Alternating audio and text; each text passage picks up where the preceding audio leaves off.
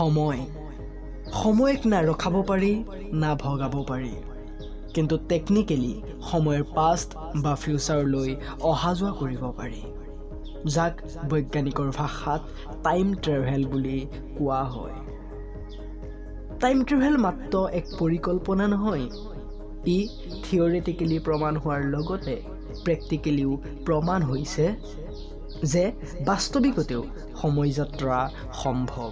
আপোনালোকে হয়তো কৰবাত নহয় কৰবাত টাইম ট্ৰেভেলিঙৰ কাহিনী বা টাইম ট্ৰেভেলাৰৰ বিষয়ে শুনিছে বা পঢ়িছে কিছুমান হয়তো সঁচা আৰু কিছুমান মনে সজা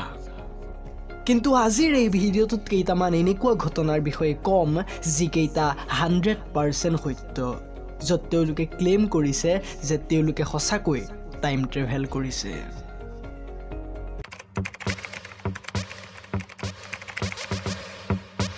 জন টাইটৰ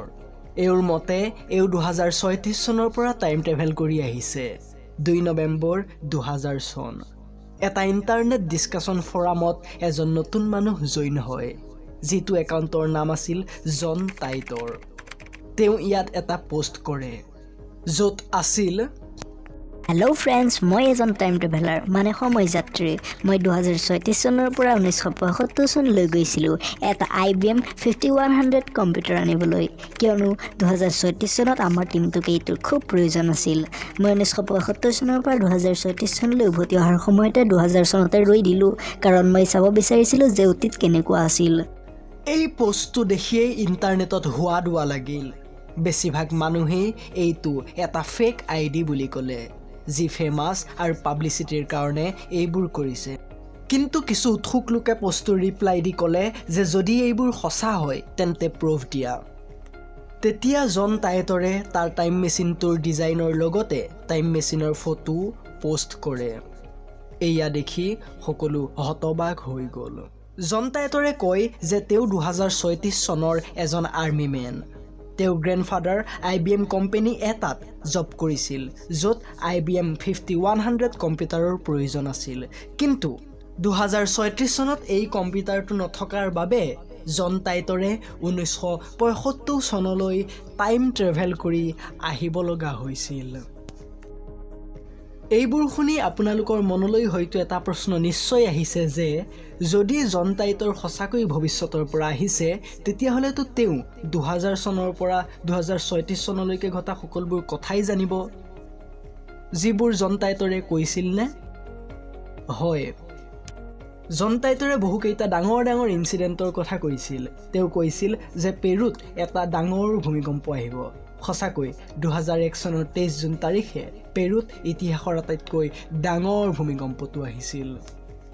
আকৌ জন টাইটৰে এটা ডাঙৰ ৱাৰ্নিং দিছিল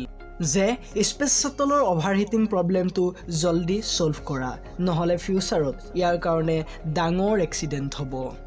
যিটো ভৱিষ্যতবাণী 2003 চনৰ 1 ফেব্ৰুৱাৰী তাৰিখে ফলিয়ায় নাছাৰ কলম্বিয়া স্পেচক্ৰাফ্ট কল্পনা চাওলাৰ সৈতে মুঠ 7জন ক্ৰু মেম্বাৰৰ সৈতে বিস্ফোৰণ হয় জন টাইটৰে কোৱা সকলো কথা এনালাইচিছ কৰিলে কিন্তু দেখা যায় যে তেওঁ কোৱা 50% ঘটনাহে ফিউচাৰত সংঘটিত হ'ল সি যি কি নহওক ভৱিষ্যতে কি হ'ব কেনেকৈ হ'ব সেইটো এনে এজন সাধাৰণ ব্যক্তিৰ দ্বাৰা কোৱাটো বাৰু কিমানখিনি সম্ভৱ যিবোৰ ঘটনাৰ আধাই সঁচাকৈ সংঘটিত হ'ল জন টাইটৰৰ ওপৰত লিখা এখন কিতাপো আছে যিখনৰ নাম জন টাইটৰ এ টাইম ট্ৰেভেলাৰ্ছ টেল 2001 চনৰ 24 মাৰ্চত জন টাইটৰে তেওঁৰ একাউণ্টটোত লাষ্ট পোষ্ট কৰিছিল তাৰ পিছৰ পৰা সেই একাউণ্টটোৰ পৰা কোনো পোষ্ট কৰা হোৱা নাই জন টাইটৰৰ কি হ'ল সেয়াও সেই দিনৰ পৰাই এটা ৰহস্য হৈ ৰ'ল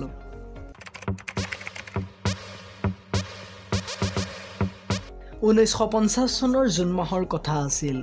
নিউয়ৰ্কৰ এজন পুলিচে এজন মানুহক ৰাস্তাৰ মাজত ৰৈ থকা দেখি কোন মানুহ কি কথা বুলি ওচৰলৈ যাব লওঁতেই কাৰ এখনে আহি মানুহজনক খুন্দা মাৰি দিয়ে আৰু লগে লগে মানুহজনৰ মৃত্যু হয় পিছত পুলিচজনে ডেড বডিটোৰ তালাচি লওঁতে তাত কিছুমান আচৰিত ধৰণৰ কাগজ পাতিৰ লগতে তেওঁৰ পকেটত কিছুমান পুৰণা নোট আৰু মুদ্ৰা পালে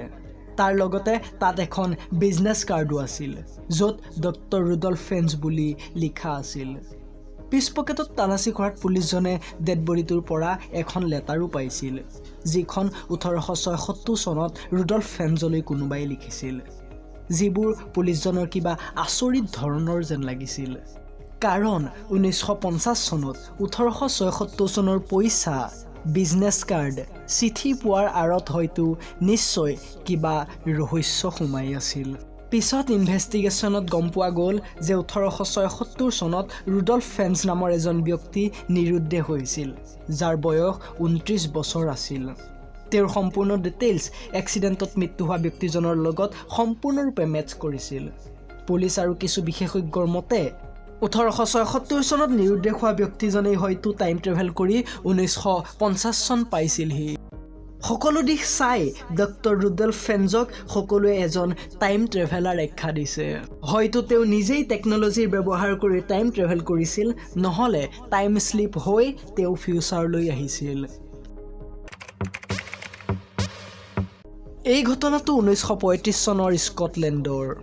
য'ত গুডাৰ্ডে ক্লেইম কৰিছে যে তেওঁ টাইম শ্লিপ হৈ ফিউচাৰ পাইছিলগৈ। তেওঁ এয়াৰফ'ৰ্চৰ এজন পাইলট আছিল। তেওঁ প্লেনেৰে ড্ৰেমগাঁৱত থকা এটা ব্যৱহাৰ নোহোৱা এয়াৰফ'ৰ্চ বেছৰ ওপৰেৰে গৈ আছিল,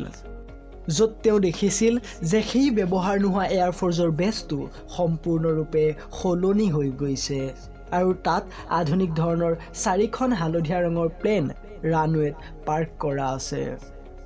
আৰু তাত ব্লু ড্ৰেছ পিন্ধা বহুতো মেকানিক বেছৰ চাৰিওফালে খোজকাঢ়ি ফুৰিছে। কিন্তু 1935 চনত সেই বেছটো এটা আনইউজড বেছ আছিল। ছাৰ ভিক্টৰে হয়তো কোনোবাখিনিত টাইম শ্লিপ কৰিছিল আৰু তেতিয়া তেওঁ কিছু মুহূৰ্তৰ বাবে হ'লেও ফিউচাৰলৈ গৈছিল। প্ৰথমেতো তেওঁ কোৱা কথা শুনি তেওঁক কোনেও বিশ্বাস কৰা নাছিল,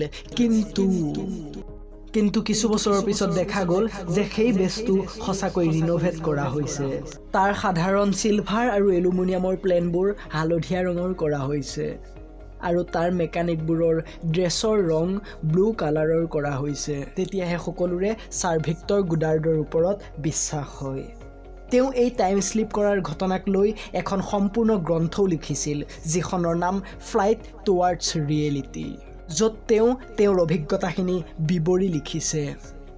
আজিলৈ ভিডিঅ'টো ইমানেই আছিল। এইসকল লোকৰ বিষয়ে গুগলতো চাৰ্চ কৰি পঢ়িব পাৰে। যদি ভিডিঅ'টোৰ পৰা কিবা নতুন শিকিব পালে তেন্তে ভিডিঅ'টোত এটা লাইক কৰি কমেণ্টত আপোনাৰ মনোভাৱ নিশ্চয় জনাব। যদি সম্ভৱ হয় ভিডিঅ'টো শ্বেয়াৰ কৰি বেলেগকো এইবোৰ কথা জনাৰ সুবিধা দিয়ক। ফিউচাৰতো এনেকুৱা ভিডিঅ' পাবৰ বাবে চেনেলটো নিশ্চিতভাৱে ছাবস্ক্ৰাইব কৰি বেল আইকনটো প্ৰেছ কৰি থ'ব। বহুত ধন্যবাদ ভিডিঅ'টো চোৱাৰ বাবে।